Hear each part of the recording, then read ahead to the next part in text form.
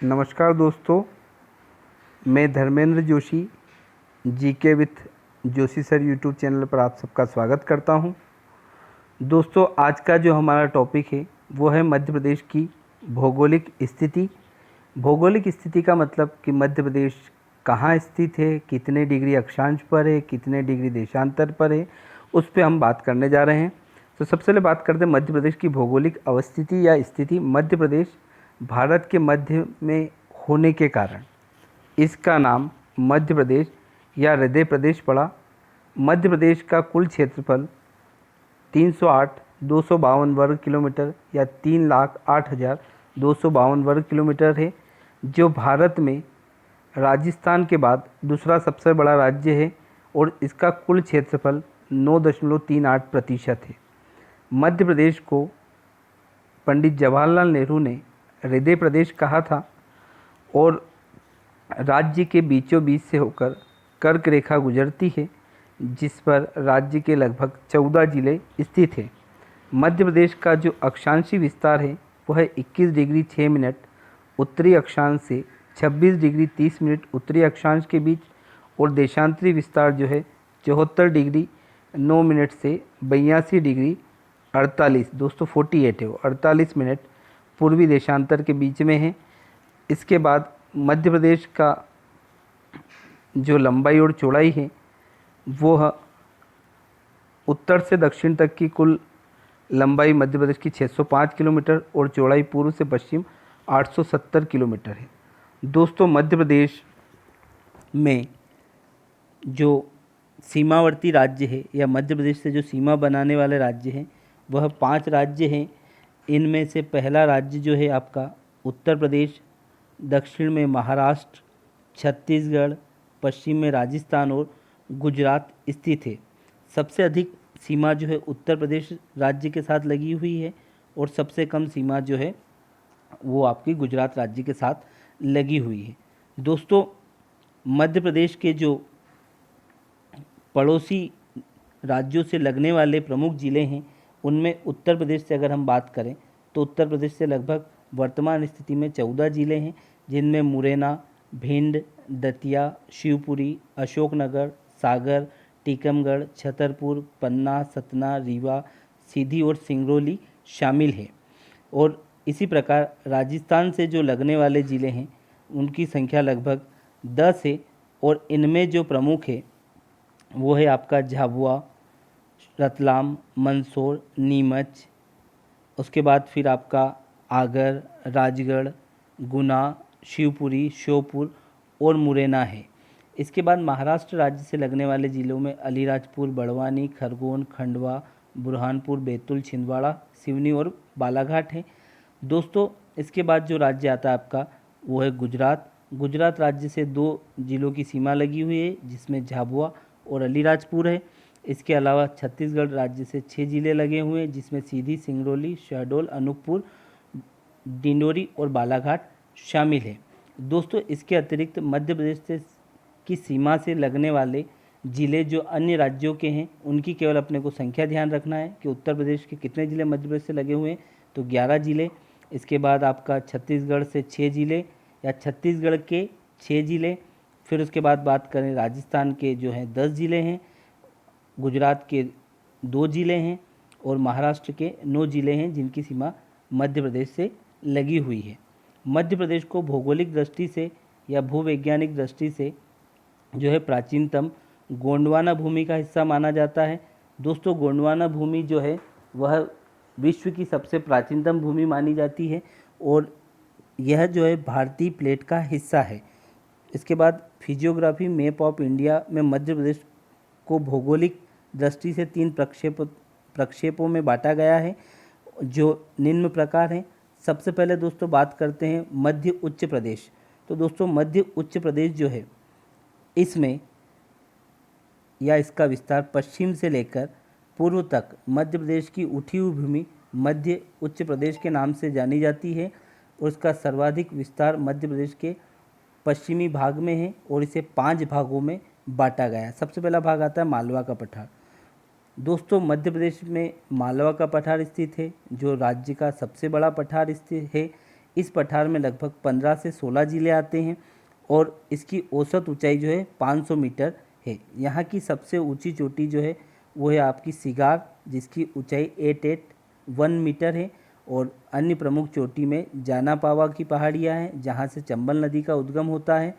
इसके अतिरिक्त दोस्तों जो है मालवा का पठार का उपविभाजन जो होता है सोनवाड़ा पठार, सागर पठार और विदिशा उच्च भूमि में इसका विभाजन होता है। ये आप ध्यान रखना, सोनवाड़ा पठार और सागर का पठार। इसके बाद मध्य भारत का पठार जो है यह वस्तुतः मध्य प्रदेश के अतिरिक्त उत्तर प्रदेश, राजस्थान से सटा हुआ या लगा हुआ है। चंबल घाटी इसी में स्थित है। चंबल और काली सिंध इस प्रदेश की प्रमुख नदियां हैं। दोस्तों इसके बाद आता है आपका रीवा पन्ना का पठार। तो रीवा पन्ना का पठार जो है विंध्य कगारी क्षेत्र है, जो कर्क रेखा के उत्तर में स्थित है। यहाँ कडप्पा और विंध्य क्रम की चट्टानें या शेल समूह पाए जाते हैं। यहाँ की प्रमुख नदियाँ सोन और केन हैं तथा अमरकंटक इस पठार की सबसे ऊंची चोटी है। मतलब रीवा पन्ना के पठार में आपको ध्यान रखना है, अमरकंटक सबसे ऊंची चोटी है। फिर आता है नर्मदा सोन घाटी क्षेत्र। दोस्तों यह विंध्याचल पर्वत और सतपुड़ा पर्वत के बीच का हिस्सा है। इस क्षेत्र में नर्मदा और सोन नदियाँ बहती हैं। फिर आता है आपका बुंदेलखंड का पठार। तो बुंदेलखंड का जो पठार है इसकी सबसे ऊंची चोटी सिद्ध बाबा है और यह राज्य की प्रमुख ऊंची चोटी मानी जाती है। इसके अलावा इस क्षेत्र की प्रमुख जो नदियां हैं वो है आपका बेतवा और धसान। इसके अलावा अगला जो प्रमुख क्षेत्र है वो है आपका सतपुड़ा मेकाल पर्वत श्रेणी। इसका विस्तार मध्य प्रदेश के दक्षिण पश्चिम सीमा से लेकर पूर्व तक है। अमरकंटक तक विस्तृत इस श्रेणी के 3 उपविभाजन है, जिसमें पहला है राजपीपला की श्रेणी, मध्य श्रेणी हिस्सा जिसमें ग्वालीगढ़ श्रेणी एवं महादेव श्रेणी जिसे हम सतपुड़ा पर्वत कहते हैं, और इसका तीसरा भाग मेकाल श्रेणी है। इसके बिल्कुल पूर्व में अर्धचंद्राकार भाग है। अमरकंटक मेकाल श्रेणी का पठार है। इसके बाद दोस्तों जहां एक ओर नर्मदा, दूसरी ओर सोन तथा तीसरी ओर जोहिला नदी का उद्गम अमरकंटक से होता है और यहाँ पर बॉक्साइट भी मुख्य रूप से पाया जाता है। फिर बात करते हैं दोस्तों पूर्वी पठार या बघेलखंड का पठार। इस पठारी भाग को मध्य प्रदेश के उत्तर पूर्व में स्थित माना जाता है। इस पठार में सीधी शहडोल वाला भाग मुख्य रूप से आता है और इसका निर्माण भी गोंडवाना काल की चट्टानों से हुआ है, जिसमें ग्रेनाइट की चट्टानें पाई जाती है। यहाँ लाल बलुई मिट्टी भी मुख्य रूप से पाई जाती है एवं इस क्षेत्र की प्रमुख नदियाँ सोन, टोंस, बीहड़ और जोहिला है। इसके बाद दोस्तों जो है मध्य प्रदेश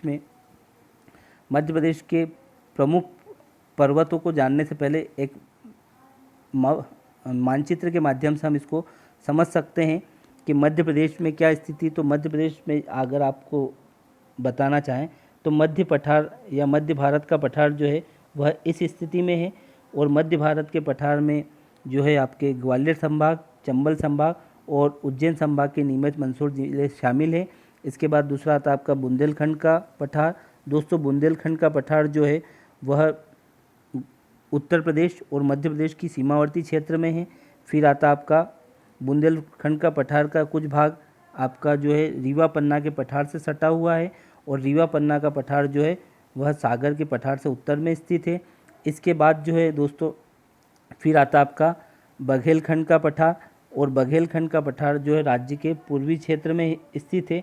इस क्षेत्र में ही आपका सीधी सिंगरौली स्थित है जो कोयला क्षेत्र के नाम से जाना जाता है। फिर आता है मालवा का पठार। यह मध्य प्रदेश की सबसे बड़ी भौगोलिक संरचना है।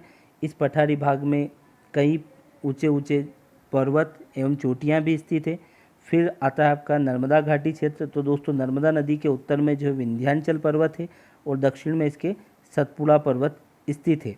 इसके अतिरिक्त यहाँ पर जो है सतपुड़ा पर्वत पर मध्य प्रदेश की सबसे ऊंची चोटी जो है वो है स्थित है, जिसे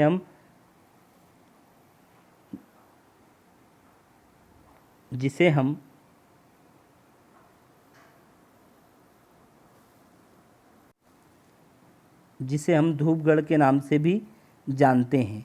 तो यह सतपुड़ा पर्वत पर स्थित है और यह चोटी पंचमढ़ी में स्थित है। इस हिस्से को महादेव पर्वत के नाम से भी जाना जाता है। और यह प्रश्न परीक्षा में कई बार पूछा गया कि महादेव पर्वत की सबसे ऊंची चोटी पूछी जाए, सतपुड़ा पर्वत की सबसे ऊंची चोटी पूछी जाए, या मध्य प्रदेश की सबसे ऊंची चोटी पूछी जाए, आपको धूपगढ़ बताना है।